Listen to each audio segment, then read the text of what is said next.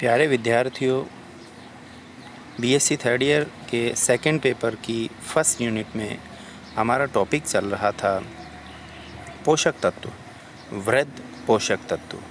आज हम अध्ययन करते हैं कैल्शियम के बारे में। सबसे पहले जानते हैं कि मृदा में कैल्शियम के स्रोत क्या हैं, यानी मृदा में यह किस प्रकार से पाया जाता है। तो विद्यार्थियों, कैल्शियम भी अन्य पोषक तत्वों की तरह कैल्शियम आयन के रूप में पाया जाता है। चट्टानों में यह एपेटाइट, कैल्साइट आदि के रूप में पाया जाता है।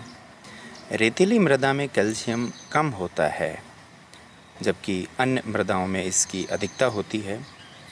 विद्यार्थियों, कैल्शियम आयन जो है वो मृदा के कणों के ऊपर मिशेल के रूप में अधिशोषित रहता है, यानी मिट्टी के जो कण होते हैं उनके ऊपर पाया जाता है, ज़्यादा अंदर तक नहीं पाया जाता है। और इसके चारों तरफ ऋण आयन पाए जाते हैं। तो कई बार होता ये है कि मिट्टी के कणों में से कैल्शियम आयन तो बाहर निकल जाते हैं और H+ आयन उनकी जगह ले लेते हैं। यह घटना धन आयन विनिमय कहलाती है, यानी जब धन आयन के स्थान पर धन आयन ही जाता है तो उसे धन आयन विनिमय कहते हैं। अब हम बात करते हैं कि कैल्शियम के क्या कार्य हैं, पादपों में यह क्या कार्य करता है। विद्यार्थियों, कैल्शियम का सबसे प्रमुख कार्य है यह कोशिका भित्ति में मध्य पटलिका में कैल्शियम पैक्टेट के रूप में पाया जाता है। कोशिका भित्ति जो होती है उसमें मध्य पटलिका में कैल्शियम पैक्टेट के रूप में उपस्थित रहता है। दूसरा है, यह कोशिका में पारगम्यता को नियंत्रित करता है, अर्थात कोशिका में पदार्थों के पारगम्य होने में भी कैल्शियम सहायक होता है। कोशिका अंगों की झिल्लियों के निर्माण में सहायक है। अनेक कोशिकांग होते हैं जिनकी झिल्लियों के निर्माण के लिए कैल्शियम आवश्यक होता है। समसूत्री विभाजन में यह सहायक है। समसूत्री विभाजन में विद्यार्थियों यह तर्कु निर्माण में महत्वपूर्ण भूमिका अदा करता है। अगला है एंजाइम के सक्रिय करने में। अनेक एंजाइम हैं, जैसे ATPase है, सक्सिनेट काइनेज है। ऐसे एंजाइम हैं जिनको यह सक्रिय करता है। कार्बोहाइड्रेट और एमिनो अम्ल के स्थानांतरण में पादप में एक स्थान से दूसरे स्थान तक कार्बोहाइड्रेट और जो एमिनो अम्ल हैं उनको कैल्शियम के द्वारा ही स्थानांतरित किया जाता है। इसके अलावा अनेक पादपों में जो कैल्शियम है वह संचित पाया जाता है, संग्रहित पाया जाता है। कैल्शियम के क्रिस्टल पाए जाते हैं ऑक्सलेट के रूप में, रैफिड्स के रूप में। पादपों की जड़ों की वृद्धि में भी कैल्शियम सहायक होता है। कैल्शियम की कमी के कारण पादप की जड़ें वृद्धि नहीं कर पाती हैं। एक अन्य महत्वपूर्ण इसका कार्य है विद्यार्थियों, विषैले पदार्थों को उदासीन करना। पादप में जो विषैले पदार्थ होते हैं कैल्शियम उनको उदासीन कर देता है। कैल्शियम की मात्रा जो पुराने ऊतक होते हैं, अधिक आयु के ऊतक होते हैं, उनमें अधिक पाई जाती है। अब हम बात करते हैं कि पादप में कैल्शियम की जब कमी हो जाती है तो क्या लक्षण दिखाई देते हैं। चूँकि जड़ों के निर्माण में, जड़ों के लिए यह अत्यधिक महत्वपूर्ण है, इसलिए जड़ों की जो अधिचर्म है उसका अपघटन हो जाता है। पादप के जो मूल शीर्ष विभज्योतक हैं, जो पार्श्वीय विभज्योतक हैं, वो नष्ट हो जाते हैं और अधिक कमी हो जाती है तो पादप भी क्षीण हो जाता है और कुछ समय बाद वह नष्ट हो जाता है। जैसा कि हमने जिक्र किया, मध्य पटलिका का निर्माण नहीं होता है। अगर मध्य पटलिका का निर्माण नहीं होगा तो कोशिका में अनेक केंद्रक पाए जाएंगे, कोशिकाएं बहुकेंद्रिक हो जाती हैं।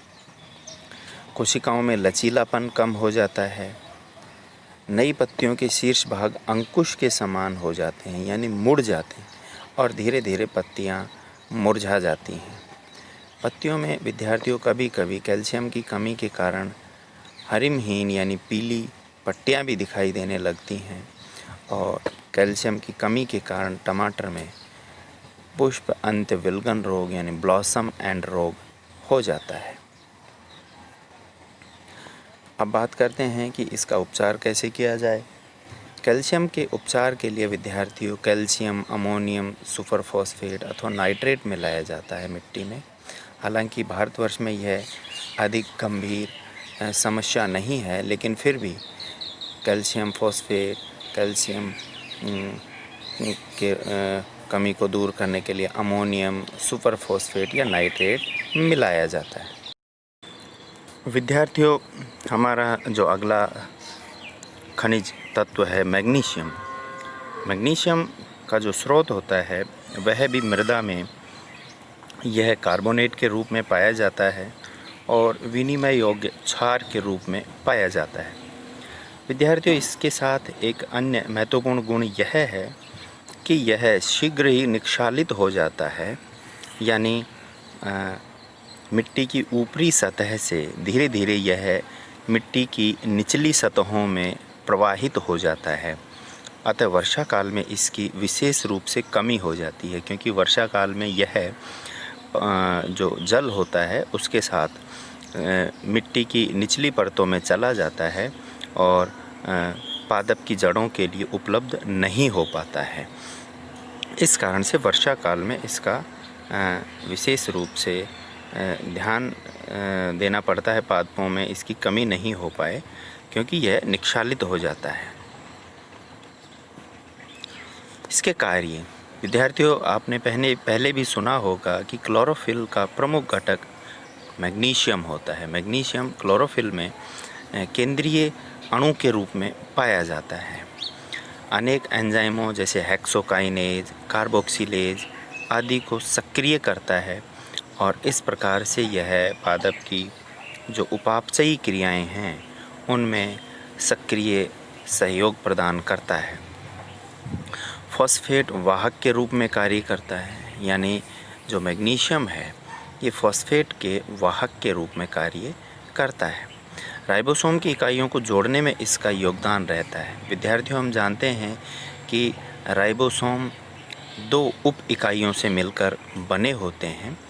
प्रमुख रूप से राइबोसोम 70S और 80S होते हैं। दोनों ही 2-2 उप इकाइयों, जैसे 80S राइबोसोम है वो 60 और 40S उप इकाइयों से मिलकर बना होता है। तो प्रोटीन संश्लेषण के समय वो एक साथ आती हैं और उनके जोड़ने में मैग्नीशियम सहायक होता है। एंजाइम क्रियाधार संकुल निर्माण में सहायक। विद्यार्थियों, एंजाइम जिस पदार्थ के ऊपर कार्य करते हैं उसे क्रियाधार कहते हैं और एंजाइम की जो क्रियाविधि है उसमें इस प्रकार से होता है कि एंजाइम क्रियाधार के साथ मिलकर एक एंजाइम क्रियाधार संकुल का निर्माण करता है, यानी एक कॉम्प्लेक्स का निर्माण करता है। दोनों जुड़ जाते हैं और इन दोनों को जोड़ने में मैग्नीशियम आयन महत्वपूर्ण भूमिका अदा करता है।